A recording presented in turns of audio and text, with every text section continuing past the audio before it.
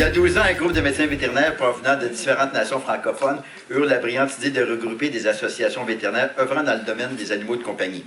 C'est ainsi qu'est née la Fédération des associations francophones de vétérinaires pour animaux de compagnie, communément appelée FAVAC. C'est beaucoup plus court. Les objectifs qui se sont précisés au fil des ans: harmoniser les activités entre les associations, faciliter la diffusion de l'information scientifique et promouvoir des projets communs concernant le bien-être animal et le concept Une santé. Laissez-moi d'ailleurs vous remercier de leur présence certains membres du bureau. Dr Jean-François Rousselot, président sortant et actuel vice-président.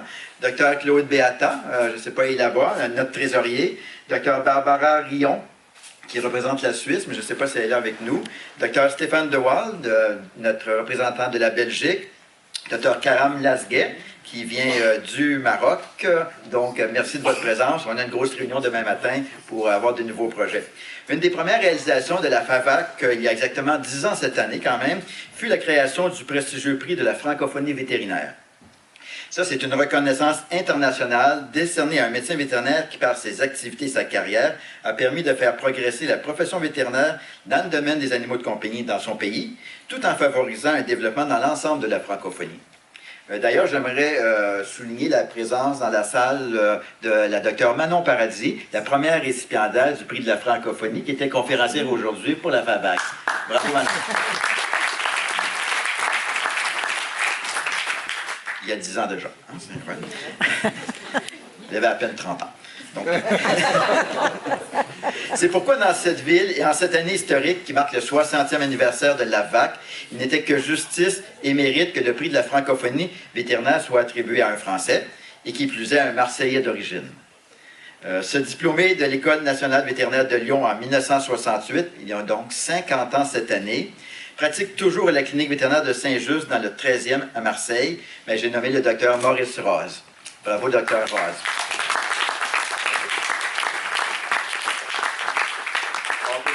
Je vais laisser se reposer parce qu'il a mal à la jambe. Là. Après avoir travaillé au service de virologie et de bactériologie de la faculté de médecine de Lyon et pour la fonction publique, en 1984, le Dr Ross obtient le poste de chargé au centre hospitalier universitaire La Timone à Marseille. Et ce, jusqu'en 1992, année où il décroche son diplôme du Collège européen d'ophtalmologie.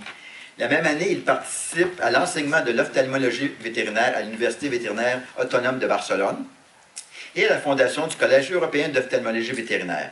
Il devient également membre de la commission du doctorat et recherche en ophtalmologie vétérinaire à l'Université de Messine en Italie. Année fasque 1992, puisqu'il est chargé de recherche au Centre de recherche en ophtalmologie humaine et animale à la Faculté de médecine de Marseille, où pendant 2 ans, il collabore à l'enseignement du cours de pharmacie vétérinaire à la Faculté de pharmacie d'Aix-Marseille. Évidemment, le Dr Rose ne participe pas qu'à la formation des futurs médecins ou des pharmaciens. Il s'intéresse quand même un petit peu aux futurs vétérinaires. Donc, de 1997 à 2006, il est chargé de l'enseignement vacataire du cours d'ophtalmologie vétérinaire à l'école d'Alfort. Au fil de sa longue carrière, le Dr Rose a été au cœur de l'enseignement et de la formation continue de milliers de médecins vétérinaires, non seulement en France, mais en Belgique, en Suisse, en Tunisie, à La Réunion, en Martinique, en Guadeloupe et même jusqu'en Nouvelle-Calédonie. Il a beaucoup voyagé, hein? C'est bien. On a bien profité.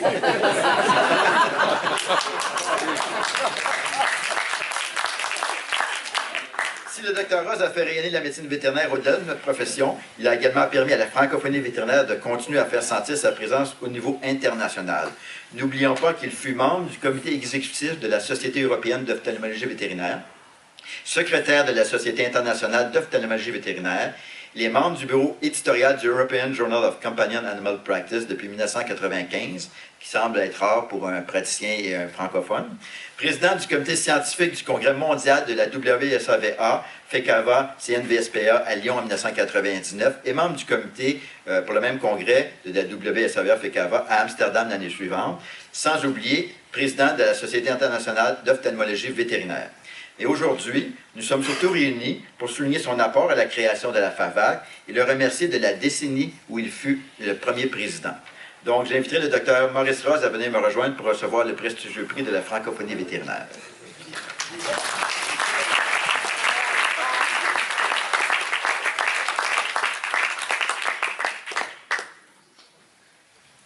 Ça va quand même, la jambe?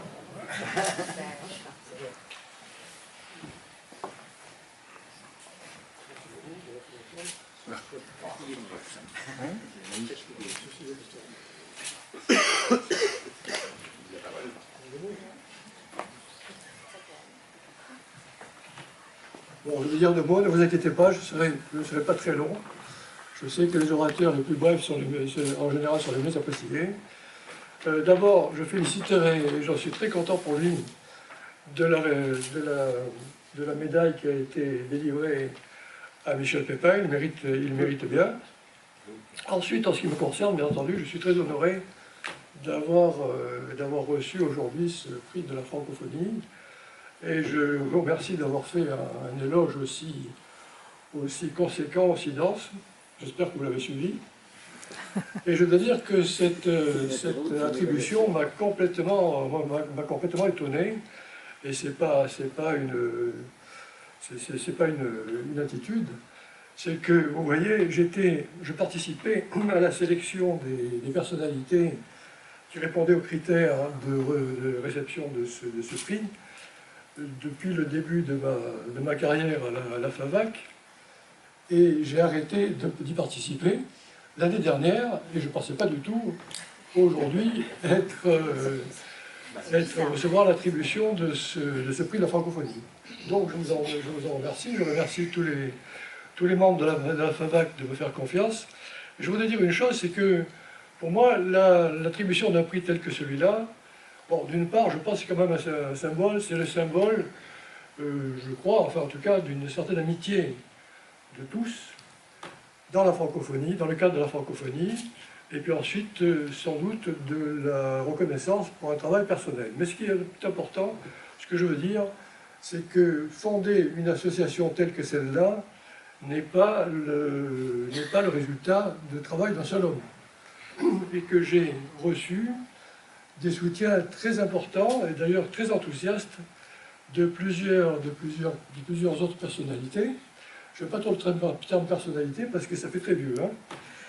Et je veux citer notamment Michel Pépin, avec lequel on avait discuté au départ, je me souviens toujours, c'était un congrès à Rhodes, je crois, un congrès de la WSAVA, sur l'opportunité de créer cette fédération. On en avait ensuite parlé avec quelqu'un qui était aussi très enthousiaste, je veux parler de Marc Buchet, qui est un vétérinaire délégué belge, Fawzi Keshrid aussi qui représentait la Tunisie. Et ensuite, j'ai eu quelqu'un qui m'a aidé énormément pour l'élaboration des statuts, c'est Frédéric Hachen. Alors si vous voulez bien, je réunirai tous ses collègues, tous ses confrères, dans le symbole qui est aujourd'hui l'attribution de ce prix. Alors, en ce qui concerne Marseille, c'est évident, je suis content qu'il y ait déjà eu des médailles délivrées à des Marseillais.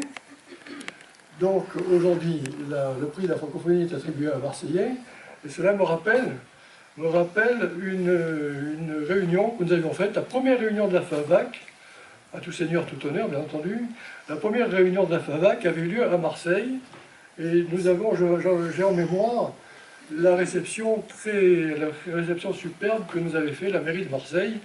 Et ceci dit, c'est une petite parenthèse touristique. Si vous avez la possibilité de passer devant la mairie, n'hésitez pas et allez visiter l'intérieur. C'est un bâtiment, je vous dirais, ça n'a rien à voir avec le reste avec le prix de la francophonie, mais c'est un bâtiment du XVIIe qui a un salon de cérémonie qui est absolument superbe et duquel vous avez une vue magnifique sur le Vieux-Port et sur Notre-Dame de la Garde.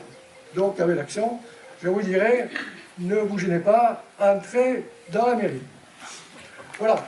En tout cas, spontanément, je peux vous dire que je suis absolument persuadé de l'importance du rôle que doit avoir cette fédération francophone. Je le dis, c'est vraiment quelque chose de personnel, ce n'est pas une attitude superficielle, et je féliciterai, et je dois dire que j'attribue toute ma confiance aux responsables qui m'ont succédé, aux responsables actuels, et aux responsables qui vont venir. Donc voilà ce que j'avais à dire, et je vous remercie encore pour ce prix.